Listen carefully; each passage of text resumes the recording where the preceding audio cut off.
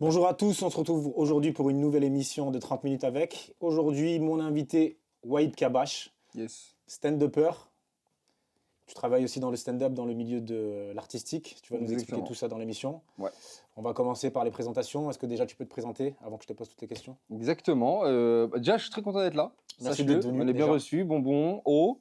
On a déjà tout entamé, mais on est très bien. Alors, moi, je me présente. Je m'appelle Waïb Kabash, comme tu as dit. J'ai 24 ans. Je suis stand-upper depuis 3 ans. J'habite à Paris.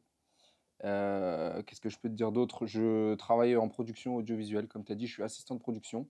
Donc, on travaille aussi sur des émissions uniquement de stand-up. Donc, je suis vraiment à fond dans le milieu du stand-up à 360. Très content, passionné. Et puis voilà, quoi, on débute petit à petit. Est-ce que tu peux nous expliquer comment tu es arrivé au stand-up? Quelle passion, quel truc, quel déclencheur t'amène Ouais, sur scène? en fait, j'ai commencé les cours de théâtre et j'ai fait un spectacle de fin d'année où je jouais un peu des pièces comiques. Tu vois, c'était une histoire de speed dating. D'ailleurs, j'ai les vidéos, je les ai regardées il n'y a pas longtemps. Et c'était une histoire de speed dating et tout. Et je faisais un peu des grimaces, des teutés, j'avais une perruque et tout. Je vous enverrai un screen. Attends. Et quand je joue, putain, ça fait un peu l'histoire cucu, mais je suis sûr que c'est vrai. Quand je joue et que je fais ces premières grimaces et tout, ma mère, elle est morte de rire au fond. Elle est morte de rire. J'avais 14 ans. Et j'ai dit, en fait, moi, je veux faire rire. Je veux pas faire du théâtre parce qu'on avait fait toutes les émotions, on avait essayé de faire pleurer les gens. Tu connais le théâtre, quoi. Ouais. Et moi, j'ai dit, en fait, je veux faire rire. Et après, j'ai vite compris que moi, je suis un peu de nature solitaire, tu vois. Donc j'ai vite compris que je voulais être seul sur scène. Je savais pas trop encore la forme, je connaissais pas le truc. Et après, je rentrais à la maison et Jamel Comedy Club. Malik Bentala, tous les sketchs, je les connais par cœur. Et là, j'ai dit, en fait, c'est ça que je veux faire. Je vais le voir sur scène en spectacle. Il passait à Sanary, pas loin. Et j'ai dit, c'est bon, c'est ça que je veux faire. Et après, je trouve le premier Comedy Club à Marseille. C'est Malik Fares qui me donne ma chance. Maliko, ex-Maliko Bonito. Ex-Malico Bonito, Ouais. exactement. Je pense qu'il va nous insulter qu'on sorte son nom. Et il me donne ma chance. Il me dit, t'es un 5 minutes. Je lui dis oui. J'avais pas de 5 minutes. Et j'avais rendez-vous une semaine après. J'y vais. C'est une catastrophe. Mais je sais que c'est ça que je veux faire. Tu vois. Et après ça, le confinement nous tombe sur la gueule. Et je reprends à Nice plus tard. T'as à peu près quel âge quand tu commences à monter sur scène? Je commence Pour à le monter stand-up. sur scène. C'est tard, hein, c'est 18 ans. Est-ce que c'est tard aujourd'hui? C'est tard. Je te jure que c'est tard aujourd'hui. Ouais. T'as vu les gens qui pètent maintenant Mais même, regarde, même déjà à l'époque, hein, Kev Adams, il perce hyper jeune. Est-ce que, on va dire, est-ce que j'avais déjà posé la question aux précédents invités, mais Ouais. est-ce que quand on monte sur scène, on a des prédispositions à monter sur scène ou est-ce qu'on travaille le fait de parler en public, de capter l'attention du public, d'arriver à attirer l'attention à chaque fois? Je crois que c'est un mélange des deux, hein. Je crois que c'est un. T'as forcément une petite base. Tu peux pas être. Après, je te dis ça, mais il y a des gens très timides qui se lancent sur scène. Mais moi, pour ma part, à moi en tout cas, j'aime bien parler en public, tu vois. C'est encore un peu le syndrome du mec qui faisait un peu le con au lycée, au collège et tout ça. Donc j'aimais bien ça. Et après, tu apprends les techniques parce que pour éviter tous les trucs parasites, tu vois, pas jouer de dos, pas jouer même de côté. profil. C'est vraiment ça, c'est de la technique, tu vois. Mais ouais, ça se travaille même encore maintenant, tu vois. Ouais. Et je pense que même les grands et les pros continuent à le bosser. C'est toujours beaucoup de travail. Ouais, En plus, on va dire, d'un petit don naturel ou ouais, quand même. d'une aisance Il naturelle. y a un petit truc naturel à avoir qui fait la différence, tu vois. Moi, j'ai très vite été à l'aise sur scène. Être devant des gens, ça m'a pas fait peur. Là où il y a des gens qui se lancent dans le stand-up et leur premier gros travail, c'est déjà de battre cette peur-là du public. De Moi, ça, casser je le l'avais pas. stress, de casser le trac, d'essayer Ouais. d'éliminer tout ça. Moi, ça, je l'avais pas. J'ai commencé direct par apprendre la technique. Parce Ok. que monter sur scène, ça me fait vraiment pas peur. Et t'as commencé par quelle scène? Alors, j'ai commencé. Je dois dire le nom des scènes? Oui, tu peux. Ok. Moi, j'ai commencé au Comedy Club du Vieux-Port. Donc, le Quai du Rire, ça s'appelait. Voilà. L'espace Kev Adams. Et je sais pas pourquoi ils ont choisi ce nom d'ailleurs, on en parlera. Mais Dans une prochaine émission avec c'est Kev fou. Adams. Avec Kev Adams. Donc, je commence là-bas.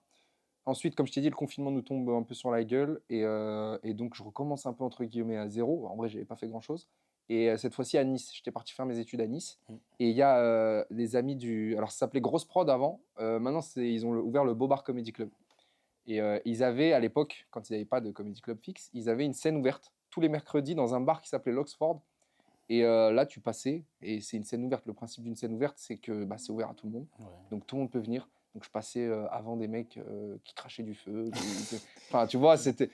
Si vois t'es bon, tu l'ambiance. reviens. Si t'es pas bon, Exactement. tu reviens pas. Et donc je me fais mes armes là-bas. Je me fais vraiment mes armes là-bas à Nice. Ouais. J'apprends là-bas. Je touche mes premiers sous aussi. tu vois, du stand-up. Et voilà, je commence par les scènes ouvertes. Après les plateaux, donc le système de scène ouverte. Après plateau, c'est un peu plus sélectif. Il n'y a que du stand-up. Le public est là pour ça. Le public a payé souvent. Donc tu es payé de manière fixe, tu n'es plus payé au chapeau. Et tu vois, tu gravis petit à petit les échelons. Et là, j'en suis encore voilà, au système de plateau. Et à Nice, à l'époque, tu as fait une émission de radio aussi. Exactement, ouais, c'est vrai. Putain, Et j'ai d'autres questions. t'as T'inquiète. travaillé, hein. Ouais, exactement. En fait, je fais plusieurs plateaux à ce moment-là à Nice. Et bon, euh, ma mère, elle dit, c'est simple de briller dans le noir. Tu vois, c'est vrai que je sortais un peu mon épingle du jeu, mais parce qu'il n'y avait pas énormément de stand-uppers aussi, tu vois. Donc, moi, je jouais beaucoup, je grattais beaucoup, donc je me faisais remarquer et j'allais dans tous les plateaux. Et il y a un gars qui s'appelle Maxime Rioux qui monte un plateau qui s'appelle le Tchoub Comedy Club. Et il monte ce plateau-là et il me repère et tout. Et lui, c'est un mec des médias de base. Ok, c'est un mec qui fait de la télé, de la radio. Il était rédacteur en chef sur Touche pas mon poste, etc. Et Radio Monaco l'appelle, capte qu'il est dans le sud et ils disent bah, montons une émission. Et lui, il dit bah, moi, si je monte une émission, je veux une équipe. Et il me fait directement confiance. Donc on part sur 1 an de radio en tant qu'humoriste. Et ça, par contre, c'était la frappe. Toi, ton rôle, c'était quoi? C'était de faire des vannes dans l'émission, Ouais. de faire un peu le sniper. C'était quoi le rôle? Exactement, ouais, un peu de sniping, un peu de... Ouais, fallait rebondir dans l'émission, toujours apporter un peu cette vie-là, tu vois, le côté un peu insolent, tu vois, j'étais jeune, donc fallait apporter un peu ce côté-là. Et j'avais des chroniques. Ça, pour le coup, j'étais trop bien, j'étais libre, je pouvais parler de ce qui me passionne, la musique, on pouvait parler de stand-up, de ce qui se passe à la télé, réagir, on a fait des très belles interviews. Non, franchement, c'était vraiment une très bonne expérience et ça t'apprend pour le stand-up à écrire. Tous les jours, La tu devais écrire. régularité, hein. Tous les jours. Tu arrivais le matin, il se passait ça dans la journée, ben, tu devais trouver des blagues. Peu importe, même si c'était pas drôle, hein. On a eu, c'était la période où la reine Elisabeth, elle est morte. Tu vois, Mais on peut rire de tout. on peut rire de tout, tout, tout. Ok, donc là, tu pars à Nice, tu fais tes études, tu fais l'émission de radio, le plateau, le Tchoup. Et puis après, tu montes à Paris. Alors, ouais, je monte à Paris. Alors, en fait, quand je fais cette émission-là de radio, je reçois un appel d'un producteur qui s'appelle Kader Aoun et qui produit une émission pour France Télé qui s'appelle Paname Comedy Club. Et il recherche des humoristes pour cette émission-là. Moi, je dis, vas-y, let's go. Et donc, on me dit le tournage, c'est tel jour. Bah, 3 semaines avant, tu montes tous les week-ends à Paris pour t'entraîner. Donc, je monte à Paris et je découvre Paris. Moi, je suis jamais allé à Paris. Je découvre, c'est trop bien. Je découvre le Paname. Mm. Je découvre les humoristes du Paname. Je découvre l'ambiance, à quel point ils charbonnent. J'allais là-bas, je jouais genre des 6-7 fois dans la journée. Tu Tu faisais tous les créneaux, vois. les Ouais. 15 heures, En fait, je jouais dans... le labo du rire et Exactement. tout. Tout. Pour que les producteurs voient, pour qu'on voit quoi mon passage, qu'est-ce que je peux enlever pour que ça soit efficace à la télé et tout ça. Moi, je devais arriver avec 5 minutes. Tu vois. Et c'était trop bien. C'était trop, trop bien. Et puis, je me rends compte que je peux jouer un samedi autant que ce que je joue dans tout le mois à Nice. Tu vois. Ouais. C'est pas... tu vois, c'est le marché qui est comme ça. Hein. C'est Ouais. pas Nice, c'est moins bien que truc. Ça va se développer. Et Nice, C'est différent. Paris, c'est ça reste différent. Paris. Paris, ça reste Paris. Mais du coup, je me dis, en fait, là, je commence un peu à plafonner. Je pense que ma prochaine étape, c'est de partir à Paris. Je tourne l'émission, ça se passe super bien. Je fais un peu connaissance avec Kader. On s'entend très vite bien. Et je repars à la radio. Et là, mon contrat à la radio s'arrête. Et du coup, bah, je me dis, bon, bah, là, il n'y a plus rien qui me retient dans le sud. J'ai fait un peu le tour des plateaux, etc. Bah, j'appelle Kader. Est-ce qu'il y a du travail? Il me dit, ouais, il y a du travail. Bah, viens. Donc Kader Aoun, pas besoin de rappeler qui est Kader Aoun, c'est Non, un des plus gros producteurs au niveau Ouais. de l'humour en France qui a fait péter Jamel et qui a Exactement. fait exploser plein d'autres artistes, Ouais. qui aujourd'hui s'occupe de Mathieu Madénian, qui a monté justement, c'est lui qui a monté l'émission télé sur France 4, le Paname, et puis bon, après les autres projets on verra au fur et à mesure. Exact. Donc tu fais Nice, tu fais Paris, tu t'installes à Paris. C'est ça. Comment tu vois la différence de niveau, enfin comment tu prends, on va dire, comment tu prends en pleine gueule, grosso modo, la différence de travail, et sans le dire d'une manière péjorative, mais la différence de niveau entre la province au sens large, que ce soit ici, Toulon, Nice, Ouais, bien Marseille, sûr. et Paris. En fait, bah, tu l'apprends dans les premiers plateaux où tu arrives. Toi, tu arrives, tu as un bon niveau. Tu as fait des années à Nice, tu as fait de la radio, tu crois que tu es trop chaud et tout. Et un jour, tu montes sur scène et bah, en vrai, tu pas du tout le meilleur. Là où tu étais habitué à être le meilleur de tous les plateaux. Parce que, qu'on le veuille ou non, ça reste une compétition. Qu'on le veuille ou non, quand on est un humoriste, qu'on sort d'un plateau, nous-mêmes, on se rank, tu vois, Vous par vous rapport jaugez, aux ouais. autres. Et tu arrives à Paris et tu même pas dans le top 3. Tu même pas dans le top 3, top 4. Et tu te dis, bah, ah ouais, c'est chaud quand même. Et en fait, tu te rends compte que c'est simplement dû au fait qu'ils jouent plus. C'est pas méprisant, c'est pas que ce soit, mais ils sont pas plus ou moins intéressant que les gens en province, hein. Mais après, est-ce qu'il n'y a pas des méthodes de travail qui divergent ou alors une rigueur de travail qui change entre les gens qui sont en province et les gens qui sont à Paris? Parce que le Paname, c'est le lieu inévitable aujourd'hui en Ouais, France pour faire du stand-up. ouais, Tu as des créneaux horaires, tu as des plateaux à toutes les heures. ouais, Ça peut commencer à 11 heures et ça finit à 23 heures ou en été, on peut aller jusqu'à minuit, par exemple, pour la dernière séance. exact. La manière de travailler et la cadence de travail, elle est imposée à Paris. Est-ce que si tu avais la même cadence ici, tu aurais atteint le niveau que tu peux avoir Ah en oui, je étant pense là-bas? par contre. Je pense que oui. Je pense que si j'avais la même cadence de... C'est-à-dire, si j'ai la même cadence qu'à Paris ici, ouais, Mais tu peux pas jouer autant de mais c'est fois. impossible. Voilà. Le marché fait que là, actuellement, on peut pas, il n'y a pas assez d'humoristes, il n'y a pas de lieu, tu vois, il y a pas... et en vrai, il n'y a pas le public, tu vois. Est-ce qu'il Il y n'y a a... pas assez de lieux ou est-ce qu'il n'y a pas assez de public? Parce que le public, il est toujours demandeur de nouveautés Non, ou je de pense qu'il n'y a choses pas qu'on assez voit de à la. lieu, il n'y a pas assez de soirées. D'ailleurs, message à tous les gens qui veulent organiser des trucs, Message aux organisez-en. producteurs qui existent déjà ou des Non, gens mais qui veulent. faites des trucs dans le sud, développez la scène, tu vois. C'est ce qui Ouais. se passe à Nice, c'est ce qui se passe très bien à Marseille, Marseille actuellement. Marseille est en bonne voie, tu vois. Mais oui, oui, je pense que si j'avais eu la même cadence, franchement, c'est juste la cadence. Parce qu'après, ce que tu as à l'intérieur de toi, tu es dans le sud ou à Paris, tu vois, Mais tu es est-ce intéressant que. pareil. Ouais, mais après, en fait, c'est toujours la question de. Quand on arrive à Paris, le fait de se confronter à des gens qui ont des niveaux différents et qui Mmh, ont une cadence de travail, un rythme de travail et même des méthodes de travail. Parce que le stand-upper qui va travailler tout seul au fin fond de sa chambre d'étudiant ouais. à Marseille ne va pas avoir la même chose que quand il va arriver dans un Ah oui, oui, oui. café-théâtre, dans une salle de stand-up à Paris où ils sont 12 autour du table à brainstormer, à Ah bah oui. échanger, à se vanner entre eux et puis Ouais, à ouais, noter les ouais. trucs. Non, mais c'est clair qu'en fait, le fait qu'il y ait tellement de créneaux, tu as l'impression d'aller au bureau. Et bah, quand tu as l'impression d'aller au bureau, bah, tu travailles, tu vois. Donc forcément, tu es plus amené à travailler, à discuter de ton stand-up, tu te fais des amis, tu rencontres des gens, donc tu partages. Lui, il te dit, mais non, mais ça, c'est peut-être moins bien, ça, c'est peut-être truc. Et toi, tu es là, tu es en mode, ah ouais, il a peut-être raison, très. Tu montes sur scène 30 minutes après, tu testes, ah ouais, il avait raison, bon, bah, ça, je le. Tu sais, tu es dans une dynamique constante. Ici, tu joues samedi, mais ta prochaine scène, elle est dans 2 semaines. Tu as oublié déjà qu'en fait, c'est même pas efficace, tu vois. Je rebondis sur un truc que tu dis. Le stand-up, enfin, c'est comme plein d'autres milieux, mais c'est très concurrentiel. Hmm. On se fait des amis. Est-ce qu'on se fait des vrais amis dans le Non, stand-up? tu sais que j'en discutais, vraiment, c'est hyper drôle que tu me dis ça. C'est un sujet qui revient tout le temps. Ouais, ouais, ouais. Pour moi, tu te fais pas d'amis dans le stand-up. Pour moi. Il y a des gens avec qui je m'entends très très bien, presque en qui j'ai confiance, tu vois. Je pourrais te citer un ami qui s'appelle Amine Dougui, qui est un humoriste à Nice, un humoriste de Paris qui s'appelle Clémy Deluxe. Mhm. Tu vois, il y a des gars avec qui je m'entends très très bien, Ayoub Marceau, des mecs comme ça. Mais tu te fais pas d'amis. Moi, mes amis, ils font pas de stand-up. C'est en dehors. Mes amis font pas de Tu, stand-up. tu compartimentes. C'est impossible. En fait, c'est impossible dans des amis qui font. Ou en plus, on est dans un milieu d'ego, où on est dans une quête de. Parce qu'on est tous dans la galère, et notre but, c'est de pop-up, tu vois. Et si tu es ami, tu peux pas être ami, en fait, nouer de la confiance avec des gens qui Qui veulent le ont. Il même y a poste que conflit toi. d'intérêt. Ouais. Il y a conflit Mais d'intérêt. après, est-ce qu'il y a de la place? Parce que ça, c'était un débat que d'autres humoristes avaient, ou Ouais. qui ont toujours. Tu as ceux qui sont de l'école, il y a de la place pour tout le monde. Ouais, ouais. Si tu as du talent, tu montes, tu bosses, tu arrives à un certain niveau. Et puis tu as ceux qui vont te dire, c'est l'inverse en fait. Même si tu bosses très bien et que tu es très fort, il n'y a pas de place pour tout le monde parce qu'il y a le moment, les rencontres. Parfois, le public peut t'adopter ou ne pas t'adopter. Mhm. Peux faire la même vanne à différents moments. Franchement, j'ai pas encore le recul pour savoir ça. Je serais tenté de te dire il y a de la place pour tout le monde. Sinon, je serais pas monté à Paris, tu vois. Mais d'un autre côté, ouais, comme tu dis, il y a une petite part de chance. Et puis, il y a une petite part de, ouais, je pense que tu as raison. Il y a des mecs qui font du stand-up, qui sont hyper talentueux, mais qui connaîtront jamais le succès, Et tu puis il y a vois. ceux qui ne veulent pas connaître le succès, qui veulent rester Exactement, dans exactement. leur 8 heures, 17 heures Tu de vois, par exemple, stand-up. quand on parle de ça, je pense à un mec comme Yacine Bellous. Tu vois, Yacine Bellous, Bien sûr. oh, c'est un putain de génie. Sur scène, t'es obligé d'être plié de rire. Tu vois, il est trop, trop fort. Ouais, bah, Mais il a un succès d'estime. Mais il n'a pas un succès. tout le monde le trouve très fort, mais il remplit pas des salles. Voilà, c'est le stand-upper préféré des stand-uppers. Ouais. Tu vois. Mais donc, je pense que là aussi, ça, tu peux en vivre même à ce stade-là, tu vois. Maintenant, quelles sont tes ambitions? Quelles sont tes. Tu vois. Et qu'est-ce qu'on te donne comme chance aussi?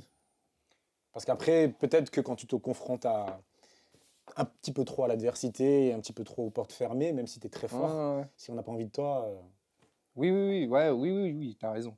Mais je pense que si tu. Franchement, je pense que si tu bosses, t'as un minimum. Après, c'est un métier passion. Faut que ça soit vraiment ta passion. Faut pas t'inventer une vie. Il y a beaucoup de gens qui se lancent dans le stand-up parce que c'est à la mode, hein, c'est fun. tu C'est la vois. tendance. C'est le... Et moi, je subis un truc terrible, c'est que je me suis lancé dans le stand-up quand c'était la mode, tu vois. Donc, on pourrait me prêter ce truc-là de ouais, il se lance parce que. Non, c'est une vraie passion. C'est un truc qui me passait. C'est-à-dire que là, demain, tu me dis, tu continues à faire ça et t'en vis pas, je prendrai le même plaisir et je le ferai jusqu'à ce que je sois vieux, tant que j'ai des trucs à dire, tu vois. Donc, il faut vraiment que ça soit une passion. Moi, je pense que si c'est viscéral, c'est en toi, et que tu bosses, il va t'arriver l'opportunité, après, c'est toi de la saisir, mais il va t'arriver un truc, c'est sûr. Toi, ce que tu fais aujourd'hui, c'est que tu fais tes passages. Est-ce Ouais. que ton objectif perso, c'est de genre faire de carburer tous tes passages et d'être drôle sur tous tes passages ou de Mhm. vraiment construire un spectacle, on va dire à 1 heure, un seul en scène d'1 heure et de te dire, ok, je fais mes passages, je crée mon spectacle et puis après, je vais, grâce à ce spectacle, je vais aller essayer Mhm. de chercher d'autres opportunités. Ouais, le vrai travail, c'est le spectacle, hein. C'est vraiment là que commence le vrai travail de stand-upper. Toi, c'est ta finalité, c'est ta vraie étape, c'est le Mhm. spectacle. Parce que tu as d'autres gens qui veulent Juste être bon en plateau. déchirer 15 minutes, enfin Mais 8, parce 10 que tu peux en minutes. vivre comme Ouais, ça. bien sûr. En fait, tu peux en vivre. Maintenant, aujourd'hui, tu es bon. Tu as un bon 10 minutes. Tu fais Tu, tous les tu, plateaux tu de fais tous les Paris et plateaux puis on te jusqu'à ce que regarde. les mecs du Jamel ils commencent à se dire ah ouais, ok, tu vas, tu fais la Deb Jam, hop, tu rejoins la troupe. Et puis ça y est, Et entre après, la tu tournes. troupe, le fridge, le Paname, je te jure que si tu tournes bien, tu peux vraiment te faire un salaire et un beau salaire, genre. Vraiment. Tu vois. Ça a l'air de cadre. Ouais, facile. Voilà. Et donc là, le spectacle. Mais à côté de ça, je voulais qu'on parle de ta vie parallèle. Hmm. Tu étais assistant de prod. Ouais. Donc, ce qui est bien, c'est que tu es assistant de prod dans une société qui travaille dans l'humour. Ouais. Euh, Ton boulot de tous les jours, il se résume à quoi? Alors, mon boulot de tous les jours, donc nous, donc je suis assistant de prod, on a 3 pôles dans la boîte de production. Mm. On a un pôle spectacle vivant, donc les artistes qu'on produit. Donc, tu l'as dit, Mathieu Madénian, on produit c'est Abdelkader Secteur. Ouais. On a un pôle télévision, ça c'est le plus gros pôle. C'est les émissions en fait qu'on doit livrer à France Télévisions, qui sont des émissions de stand-up. Et après, on a un troisième pôle qui va commencer là, c'est qu'on ouvre une salle de spectacle. Donc ça va être la troisième Salle de partie. spectacle à Paris, je Une précise. salle de spectacle à Paris, pardon. Et donc, en gros, le gros du travail, c'est les 2 premiers pôles dont je t'ai parlé. Donc, tu viens la journée au bureau, et puis ça parle contrat, ça parle session de spectacle de Mathieu, organiser la tournée de Mathieu Madénian, par exemple. Tu vois, là, c'est le prochain chantier. Et puis, pour l'émission, c'est organiser le tournage, contacter les lieux, se faire les line-up. Parce qu'en Ouais. fait, on filme, donc pour les gens, on filme 1 heure de plateau, de stand-up, dans différentes villes de France pour montrer aux gens qu'en France aussi, il y a du stand-up, que ça se Le passe, qu'il y a des. Tour de France, la province. Beaucoup de Exactement. provinces? Ouais, bah, que de la province Que de la maintenant. province. Il n'y Ouais, aura là, pas de on a Paris fait. sur ces Pas émissions de ou il y Paris, hein. aura. Non, non, pas de Paris. On a fait Bordeaux, Nantes, Angers, on est allé à Marseille, Lyon. Mm. Et donc, on va là-bas et on montre aux gens que bah, aussi dans vos villes, il y a du stand-up. Donc, allez voir, tu vois. Ouais, il y a des Donc, bah, il créneaux. faut organiser le line-up. Il faut trouver les bonnes personnes fiables avec qui bosser, Mm. tu vois. Et donc, tout ça, c'est de l'organisation. Et puis après, la deuxième partie du taf, c'est sur le tournage, bah, faire en sorte que tout ce que tu as organisé à distance, bah, tout se synchronise bien, que tout se déroule bien et que l'émission tourne, quoi. La partie production d'artistes, Mm. vous gérez qui actuellement? Là, actuellement, on gère en fixe, on gère Mathieu Madénian et on gère Abdelkader Secteur. Ok. Euh, les projets télé, donc là, pour la partie production, les projets télé, je ne sais pas après si tu as le droit d'en parler ou pas, mais les échéances qui arrivent pour les projets télé, qu'est-ce que ça va être? Bah, là, il y a toujours l'émission Top Comedy Club. On a tourné la saison 1, donc il y a Ouais. encore des épisodes qui continuent d'être diffusés. Diffusé sur France 4. Sur Culture Box maintenant, Culture ça Box, s'appelle, ouais, mais c'est ouais. l'ancien France 4. Ouais. Donc voilà, c'est toujours ça. On espère continuer encore sur les Top Comedy Club, Ok. tu vois, donc c'est trop bien, quoi. Là, vous avez la saison qui entame à partir de septembre, octobre? C'est ça. En fait, on a déjà tourné la saison 1. Ouais. Il y a pas mal d'épisodes qui ont été diffusés. Ça continue encore d'être diffusé. Et on espère, on croise les doigts pour partir sur une saison 2, quoi. Qui a été signé ou On croise les doigts pour que ça secret parte sur une défense? saison 2. Ok, quels sont donc les objectifs? Donc là, tu veux préparer ton spectacle, il y a Ouais, toujours ton boulot d'assistant production. exact. Au-delà de ça, quels sont tes objectifs dans le milieu? On va dire à Bah, moyen et je vais pas dire long terme parce qu'on sait jamais de quoi la vie sera faite, mais préparer un spectacle, ok, tu as ton boulot d'assistant production, mais est-ce que tu as d'autres envies, toujours dans ce truc, est-ce que tu as d'autres envies perso avec la société dans laquelle tu bosses? Est-ce qu'il y a d'autres trucs que vous allez développer, que tu veux développer toi de ton bah côté? là, il y a le premier bloc, comme tu disais, assistant de prod et stand-up, qu'on continue à faire, à bosser, tu vois. Donc, je veux continuer à en apprendre sur la prod parce que je pense que c'est bénéfique pour moi en tant Ouais. qu'humoriste de connaître le métier à 360, connaître les contrats, combien ça vaut un spectacle, combien ça vaut un passage de 15 minutes. Tu vois, aujourd'hui, il y a beaucoup d'humoristes qui jouent pour 50 euros, des 10 minutes. Ouais. Ça vaut pas ça. Et il y a Tu beaucoup vois? d'artistes qui jouent pour 2000 euros 10 minutes aussi. Voilà, et ça vaut pas ça non plus. Ouais. Donc il faut savoir ce que ça vaut. Je pense qu'en étant aguerri, tu vois, ça me permettra dans quelques années d'être vraiment, voilà, je serai à l'affût sur tout. Et après, j'aimerais bien toucher à de nouveaux trucs, ouais. J'aimerais bien aller commencer à passer des castings. Tu vois, petit à petit, figuration, cinéma, j'aimerais beaucoup. Il y a mon pote Ayoub Marceau qui fait que me motiver. Il est très très bon là-dedans, lui. Il fait beaucoup de cinéma. Et c'est un milieu que j'aimerais beaucoup toucher. En fait, il faut vraiment se diversifier et pas se contenter de faire que du stand-up. Et aussi développer. Là, le défi de cette rentrée-là, à court terme, c'est développer les réseaux sociaux. Envoyer Ouais. des vidéos, faire du contenu, mais pas que de stand-up, tu vois. Faire du Ouais. vrai contenu. Ouais, ouais. Il y a beaucoup de gens qui le font aujourd'hui. Ouais. Beaucoup de gens qui vendent leur spectacle. Mm. Là, le point que je voudrais juste évoquer avec toi, c'est par rapport à la production, tu as énormément d'artistes aujourd'hui qui se mettent, entre guillemets, mais en autoprod, Ouais. qui s'autogèrent dans la diffusion de leur spectacle, dans les dates. Est-ce que toi, tu voudrais à terme être ton propre patron pour pouvoir diffuser ton spectacle, produire ton propre spectacle? Est-ce que c'est quelque chose qui t'intéresse ou est-ce que, comme tu connais un petit peu les rouages du milieu, tu te dis, bon, ça c'est un peu compliqué, c'est vrai que quand on a une grosse structure derrière, c'est plus facile. Mm. Je pense qu'il faut être conscient de nos capacités, tu vois. Je sais que je suis bon sur scène.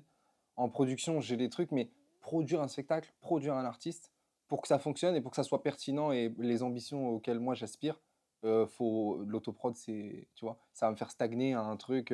Non, je préfère rentrer dans une prod où il y a des moyens, qui va investir sur moi, tu vois, qui va faire rentrer de l'argent, qui va me permettre d'amorcer une pompe et de viser des trucs un peu plus intéressants avec des pros, des gens qui savent faire, tu vois. Ouais.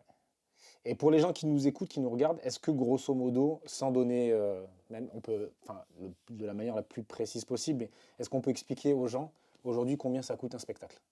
C'est-à-dire, Je veux me produire sur scène, combien ça coûte un spectacle? Parce qu'il faut expliquer que tu as la partie, enfin, il faut louer le théâtre, quand le ouais, théâtre ne t'appartient pas, mais il faut louer le théâtre, tu as la partie communication, hmm, bon, après tous les trucs à côté, le catering, les loges, les ouais, bien ci, sûr. les ça. Est-ce que toi, tu peux expliquer aux gens qui connaissent pas ce truc ou qui veulent justement savoir à peu près combien ça coûte, de quoi tu as besoin, Bah tous aujourd'hui, ces petits trucs? t'as ton spectacle.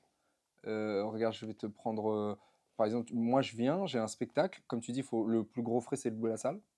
Après, il faut monter une billetterie. Tu payes des frais sur la billetterie. Tu as le catering, comme tu dis. Après, il y a tout ce qui est VHR, donc les transports, tout ça. Après, tout dépend de ta notoriété, etc. Tu vois, mais un artiste, en général, en prod, nous, ce qu'on fait, tu vois, ça nous coûte plus d'argent de faire une date. Tu vois, quand tu es une prod, par exemple, tu as un artiste, je te dis Mathieu Madénian, par exemple. Mathieu Madénian, il fait une date, bah, on va voir le lieu qui veut Mathieu Madénian, Donc il va payer l'artiste. et on lui dit, bah, le spectacle, c'est tant. Tu vois, le spectacle, c'est ce prix-là. Et après, la personne paye ce prix-là. Et là-dedans, il y a tout compris. Après, il n'y a plus Ouais, rien à faire. Tu ouais, vois, bien nous, on sûr. a calculé nos frais en amont. Et en fait, c'est comme ça qu'il faut bosser. Mais il faut arriver au stade où les Tu vends gens ton produit. veulent ton spectacle. Parce que moi, j'arrive, je mets un prix sur le spectacle, il n'y a personne qui veut Wave Cavage dans sa prog. Tu vois ce que je veux dire? Pas Non, mais encore. peut-être plus tard. Mais je veux dire, là, On le souhaite. actuellement, c'est pas intéressant. Par contre, Mathieu Madénian, tu vois, des noms comme ça où c'est intéressant sur la prod. Et alors, les meilleurs clients, bon, ça, c'est un secret pour personne, mais Oui. c'est les mairies. Oui, c'est tout ce Voilà. qui est administration, services administratifs, Voilà. les établissements publics, quoi. Exactement. Voilà. Mais grosso modo, ça nous donne pas de prix. Ça me donne... Ouais, non, mais parce que franchement, je te dis, pour le coup, j'adorerais te donner un prix, mais ça varie tu vois, là, il y a la notoriété de l'artiste, son expérience et tout. C'est-à-dire, si moi, là, je vais jouer à Toulon, ça va forcément coûter moins cher parce que j'habite ici que si je vais jouer à Poitiers, parce qu'il faut me payer le train, il faut me payer la salle, et puis la jauge de la salle, c'est plus ou moins cher, tu vois, donc en vrai, tout dépend. Par exemple, si tu joues en Zénith, c'est super cher, parce que Zénith, par exemple, tu prends une salle vide. Plus la Tu dois sécu, payer la sécu, tu dois payer la scène, le matériel. chaque projo, c'est toi qui le payes. Ouais. Alors que si je vais jouer dans un café-théâtre, bah, je paye juste. Par exemple, je te dis une connerie, moi je travaille dans un théâtre à Nice. La privatisation du théâtre, c'était 800 euros, tu vois. Et puis après, Tu, tu te rembourses sur la billetterie. tu payes 800 euros, puis tu récupères tout sur la billetterie. En vrai, c'est rentable. Hein. Si tu es un travailleur, que tu as 1 heure de spectacle, franchement, et que tu bosses bien, que tu apprends un peu les ficelles du métier, mais vraiment les bases, franchement, tu peux être vraiment rentable. C'est aussi rentable si tu veux organiser des plateaux. Ouais, ouais. C'est rentable d'organiser des plateaux. Parce que Faut ce bien le qui, faire. ce qui se fait beaucoup à Paris, parce qu'à Paris, ces dernières années, il y avait plus d'une centaine d'endroits où les gens pouvaient jouer. Alors, pas remplis tous les soirs, Mmh. il y a des plateaux qui faisaient 5 personnes et puis tu en as d'autres qui en font 100. Mmh.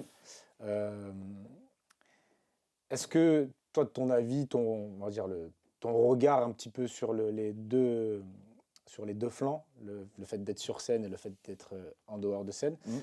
Qu'est-ce que tu penses du fait que aujourd'hui, on a Paris où tu vas avoir 200 lieux pour jouer Ouais. et le reste de la France, quasiment rien? C'est normal, tu vois, aussi, c'est bon, bah, c'est la capitale. Mathématiquement, il y a plus de gens là-haut, tu vois, ils Mm. sont 2 millions. Nous, ici, on est pas beaucoup. Donc, c'est normal. Et puis, c'est une culture qui, déjà, vient pas de notre pays, tu vois. Ça vient des États-Unis, ça vient de New York. Bon, déjà, on l'a importé à Paris. Donc ça fait quand même pas mal d'années que le stand-up est installé en France.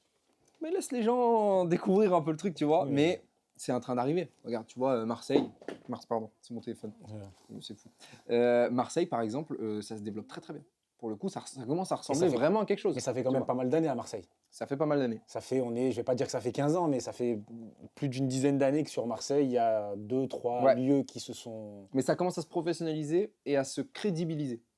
Et moi, je vais te parler du cas que je connais, qui est le cas de Nice. Moi, j'organise des plateaux à Nice, tu vois. J'organise des plateaux à Nice. Maintenant, Nice, on est victime d'un fléau qui s'appelle le TER. C'est-à-dire qu'en fait, si tu veux venir de Paris, tu mets 3 heures, 4 heures pour aller à Marseille, et tu remets 3 heures pour faire Marseille-Nice. Et c'est dinguerie, en vrai. Et donc, bah, tu perds tous les artistes parisiens. Et c'est eux qui donnent la crédibilité au truc, tu vois. C'est les grosses têtes. Le Parisien, il va préférer descendre à Marseille, ce que je comprends totalement, ça va lui mettre 3 heures, il joue et il met de la crédibilité sur la ville. Et après, quand tu lui dis, tu peux venir à Nice, il faut rajouter 3 heures le même trajet, pour rien. En plus, l'économie n'est même pas assez intéressante pour lui, ça sert à rien, et c'est vraiment problématique. Mais c'est pas partout en France. C'est pas enfin, on n'est pas dans le même cas Oui, de... non, c'est pour le coup, là, je te parle vraiment de Nice, on est vraiment victime de ce truc-là. Mais non, à Lyon, ça se passe très bien, à Lyon, ça se développe, tu vois, il y a beaucoup d'organisateurs. Maintenant, ça se développe, il faut que ça se professionnalise. C'est-à-dire, venez au lieu de monter des plateaux, venez maintenant, on commence à ouvrir des lieux. C'est ça Des qui vraies crée structures, l'économie. c'est ce qui manque. Tu vois, là, ils ont ouvert le Beaubar Comedy Club, Ouais. il y a le Garage Comedy Club à Marseille. Marseille, ouais. C'est des vrais lieux fixes. Ouais, Et c'est là que tu commences à, tu vois, parce que les plateaux, il y en a plein à Paris. Mais des lieux fixes à Paris, Il y en en a pas vrai, tant que quand ça. tu regardes, il n'y a pas tant que ça. On a cette vision comment dire, du stand-upper qui travaille pas toujours, quand on regarde de loin, qui travaille pas toujours le fond de son propos. Ouais. On a je sais pas si le travail est bon mot, mais aujourd'hui, on a l'impression que le stand-upper a peur de vexer. Ouais. Il a peur d'être... tu as des gens qui vont se mettre sur ce créneau, tu en as quelques-uns qui veulent être virulents, mais on a l'impression qu'aujourd'hui, le stand-upper n'a pas envie de vexer, que le stand-upper a envie d'être très consensuel, que le stand-upper a envie d'être grand public, Ouais. parce que justement, quand tu es à Paris, tu as cette visibilité. Qu'est-ce que toi, tu penses de ce côté très consensuel, très, très policé? Je crois que, en vrai, même si je dois être totalement transparent avec toi, je pense même que j'en fais partie, tu vois. Je pense que c'est un fléau, en fait, c'est parce que... Mais c'est un fléau. Ouais, c'est un fléau. C'est un fléau parce qu'en fait, c'est pas du tout l'essence de notre métier. Tu vois, l'essence de notre métier, c'est de venir dire des trucs qu'on trouve pertinentes. Et donc, forcément, tu es censé... Mais en fait, vu qu'on est jeune, on est en train de construire notre soi-disant carrière, tu vois. On est énormément. Tu sais, tu te retournes, tu sais, tu regardes le rideau du Paname, tu te retournes, il y a 10 mecs derrière toi. Et c'est 10 mecs qui ont les crocs comme toi et qui veulent arriver au même endroit que toi. Donc, en fait, tu te dis instinctivement, faut que je perde le moins de public possible pour essayer de me faire valider par le plus. Et la manière de se faire valider par le plus, c'est d'être lisse et consensuel, tu vois. Et est-ce que, parce qu'il y a des artistes qui ont réussi à le faire, mais est-ce que, justement, en devenant très consensuel, on laisse pas la place à des mecs, enfin je dis des gens, des mecs, des filles, peu importe, mais on laisse pas la place à des gens qui ont peut-être un petit peu moins de talent, un petit peu moins fort, mais qui du coup vont rentrer dans l'art et vont se faire une place plus facilement. Et comme on le disait tout à l'heure, bah, du coup vont arriver beaucoup plus rapidement. Ouais, bah oui, tu te fais remarquer beaucoup plus vite. Mais de toute façon, tu te fais remarquer quand tu sors du lot, dans tous les cas. Donc oui, en effet, vu que la masse veut être lisse, Ouais. et j'en fais partie, tu vois, et ben quand t'as un mec qui a un truc un peu différent, bah on le voit direct, même s'il est moins bon. Hein. Il y a peut-être des mecs dans cette masse-là qui sont très très bons. Mais le but, c'est de sortir de là. Et c'est en vrai, tu sais, c'est drôle que t'en parles, mais c'est vraiment le taf sur lequel c'est être intéressant. Ça y est, je suis drôle, tu vois. Je suis sur scène, là tu me mets sur n'importe quelle scène, dans n'importe quelle condition, tellement tous les bourbiers que j'ai mangés, ça va fonctionner pour moi, tu vois. Maintenant, je suis drôle, mais il faut qu'on se souvienne de moi. Qu'est-ce que tu dis d'intéressant, tu vois? Sans forcément être choc ou leur vexer, tu vois. Mais qu'est-ce que tu apportes de plus? À quel moment tu es intéressant? À quel moment tu sors de ce lot-là, là, tu vois? Et du coup, c'est ma dernière question. Ouais. On va clôturer là-dessus. Moi, je suis très bien, les gars. Il reste des dragibus, je suis bien. Il te reste un peu d'eau, de C'est Dragibus. vrai. Ma dernière question, elle est très simple. Tu dis que tu fais partie de cette catégorie de personnes très lisses, mais est-ce que toi, tu estimes pouvoir faire l'inverse, et peut-être que ça te ressemblera le mieux, le plus, d'être un peu plus virulent, un peu plus rentre-dedans, un peu plus thématique choquante, sans pour autant que ça soit Choquante, je sais pas. Parce que pas choquante, c'est un péjoratif, parti pris, mais tu vois. C'est aussi un parti pris. Mais en tout cas, je sais que interpellé. Ouais, mais j'ai la capacité d'être plus intéressant. Ça, c'est sûr et certain. Tu vois, là, je suis vraiment très lisse. Je veux dire, je pense que je suis le produit parfait pour TF1, tu vois. Je suis vraiment, je dis rien il y a rien qui dépasse. C'est vraiment, tu vois. Mais maintenant, je pense que je peux être intéressant. Alors, peut-être que je vais pas choquer, mais je vais peut-être plus parler à un groupe, tu vois, à un public. Et en vrai, c'est le but. Et je vais peut-être me mettre, tu sais, peut-être laisser des gens sur le bord de la route. Mais je pense qu'il est là le vrai début du travail. C'est quand tu trouves ton public, tu vois, ton truc. Et parce que c'est eux après qui achètent tes tickets, qui remplissent tes salles, etc. C'est eux qui te font vivre. Exactement. Bon, en tout cas, Wade, merci. On arrive à 30 minutes. Et merci à toi, c'était vraiment bien. Je te remercie d'être venu. C'est très Je intéressant. voudrais juste remercier, avant qu'on se quitte, Electric Company qui nous a reçus dans ses Ouais, locaux. on les embrasse. On les embrasse, qui nous ont reçus dans les locaux et qui nous ont prêté du matériel. Merci beaucoup à eux. On se retrouve dans un prochain épisode très bientôt. Merci à vous et n'hésitez pas à vous abonner pour les prochaines émissions et les news. Ah, là aussi, il y a Merci. bien. Salut. À bientôt.